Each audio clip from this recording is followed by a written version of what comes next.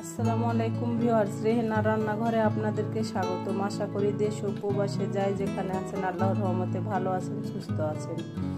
আজকে আমি আবার একটা দারুণ মজার রেসিপি নিয়ে চলে এসেছি। আজকে আমি ছোট মাছ দিয়ে আলু করলার চচ্চড়ি করে দেখাবো।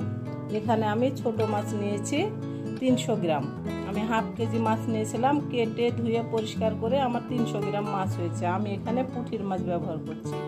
আলু নিয়েছি মাঝারি সাইজের 2টা, আমি আলু কুচি করে কেটে নিয়েছি। 1 বাটি করলা নিয়েছি। আমি এবার মাছগুলাকে আমি হাতে মেখে নেব। আমি এটা হাতে মেখে চচ্চড়ি করব, সেই জন্য মাছগুলাকে আমি হাতে মেখে নেব। আমি দিয়ে দেব সয়াবিন তেল। করলা ভাজিতে তেলের পরিমাণটা বেশি লাগে। আমি এখানে প্রায় 100 গ্রাম সয়াবিন তেল দিয়ে দিলাম। আমি দিয়ে দেব পেঁয়াজ কুচি। আমি এখানে মরিচ নিয়েছি 6টা মরিচকে আমি কুচি করে কেটে নিয়েছি। আমি দিয়ে দেব একটা তেজপাতাকে আমি 4 ভাগ করে কেটে নিয়েছি। আদা বাটা 1 চামচ, রসুন বাটা 1 চামচ আমি দিয়ে দিলাম। হলুদের গুঁড়া 1/2 চামচ। হলুদের গুঁড়াটা করলাতে খুব অল্প ব্যবহার করতে হয়। ধনিয়ার গুঁড়া 1 চামচ, মরিচের গুঁড়া 1 চামচ, সব চা চামচের 1 চামচ করে। লবণ স্বাদ অনুযায়ী, জিরার গুঁড়া 1 চামচ। আমি এবার এগুলাকে হাতে আমি মেখে নেব। এটা হাত দিয়ে চেপে চেপে মেখে নিলে খুব মজা হয়। আমরা যেহেতু হাতে মাখা চচ্চড়ি করছি, আমরা এটাকে হাত দিয়ে মেখে নেব। আমি এবার দিয়ে দেব আলু। আমি আবারও হাত দিয়ে ভালো করে আমি মেখে নেব। এটা হাত দিয়ে যত চেপে চেপে মাখবেন এটা খেতে ততই মজা হবে। আমি এবার দিয়ে দেব করলা। এখানে আমি করলাগুলোকে এই সাইজ করে কেটে নিয়েছি। যেহেতু আমরা চচ্চড়ি করব, চচ্চড়িতে এই সাইজ করে করলা কাটলে করলা খেতে খুব মজা হয়। আমি এবার দিয়ে দিলাম করলা। আমি এবার ভালো করে হাত দিয়ে আবারও মেখে নেব করলাগুলোকে। মশলা, আলু, করলা আমি ভালো করে হাত দিয়ে চেপে চেপে মেখে নেব। আমার ভিডিওগুলা যদি ভালো লাগে তাহলে অবশ্যই আমার ভিডিওগুলা দেখবেন। আমার ভিডিওগুলা দেখার অনুরোধ রইল। যদি ফেসবুক থেকে দেখেন তাহলে অবশ্যই একটা ফলো দিয়ে দিবেন। যদি ইউটিউব থেকে দেখেন তাহলে একটা সাবস্ক্রাইব করার অনুরোধ রইল। আমি এগুলাকে ভালো করে হাত দিয়ে আমি মেখে নিয়েছি। এবার আমি দিয়ে দেব মাছ।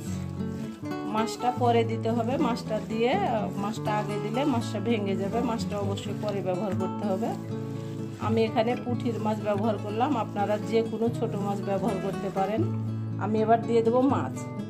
আমি এবার মাছগুলোকে দিয়ে আমি আবারও ভালো করে আমি নেড়ে চেড়ে নেব। এটা যেহেতু রান্নার সময় এটা অত নাড়াচাড়া করা যাবে না, সেজন্য এটা আগেই ভালো করে এটা নেড়ে চেড়ে নিতে হবে।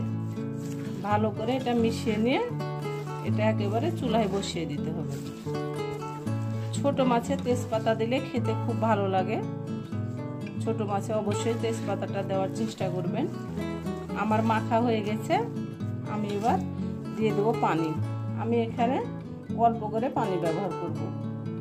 যেহেতু আমরা চচ্চড়ি করব, এখানে হাত দিয়ে আমরা পানিটা দিয়ে দেব। এখানে অত পানি দেওয়ার প্রয়োজন নাই। এবার আমি এটাকে চুলায় আমি চাপিয়ে দেব। তাহলে চলুন কিচেনে যাওয়া যাক। আমি চুলায় কড়াইটা চাপিয়ে দিয়েছি। আমি গ্যাসটা অন করে দিয়েছি। আমি এটা প্রথমে ঢাকবো না। প্রথমে এটাকে আমি 5 মিনিট আমি হাই হিটে রান্না করে নেব। 5 মিনিট পরে আমি ফিরে আসছি। 5 মিনিট পরে আমি একবার নেড়ে চেড়ে দেব। এটা হালকা করে নেড়ে চেড়ে দিতে হবে, নইলে মাছগুলো ভেঙে যাবে। আমি এবার ঢাকনা দিয়ে ঢেকে আমি রান্না করে ফিরে আসছি। আমি এবার ঢাকনাটা উঠিয়ে নিব। হয়ে গেছে আমার করলা আলু মাছ দিয়ে চচ্চড়ি। আমি যেভাবে রান্না করলাম আপনারা একবার হলো আমার মতো করে রান্না করে খেয়ে দেখুন। এটা অসম্ভব মজার একটা চচ্চড়ি। এটা সাদা ভাত, রুটি, পরোটা সব কিছুর সঙ্গে খেতে মজা লাগবে। আমি এবার পরিবেশন করে নেব। আমি আপনাদেরকে পরিবেশন করে দেখাচ্ছি। আমার পরিবেশন করা, আশা করি আমার রেসিপিটা অবশ্যই ভালো লাগবে। যদি ভালো লাগে তাহলে আমার চ্যানেলটিতে লাইক, কমেন্ট, শেয়ার করতে ভুলবেন না।